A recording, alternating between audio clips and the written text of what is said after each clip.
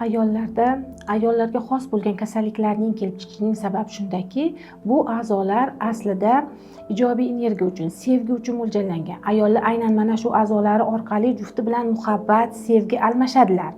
Ya'ni ijobiy energiya almashadilar. Agar ayolda juftiga nisbatan muhokama, g'azab, nafrat kabi salbiy energiyalar, salbiy hissiyotlar bor bo'lsa, bu hissiyotlar ham aynan mana shu a'zolarda to'planadi va bu minusovoy energiya u yerda albatta kasallikning yaralishiga sabab bo'ladi. Yana shuni ham aytib o'tishim lozimki, agar ayolning ajdodlarida buvisi, onasi kabi yaqin ajdodlarida turmush o'rtog'iga nisbatan bo'lgan g'azab, nafrat, muhokama bo'lsa, ularda ham aynan minus quvvat bu a'zolarda yig'ilgan bo'ladi va bu ayolni juda ham bedavo kasallikka uchrab qolishiga sabab bo'lishi ham mumkin.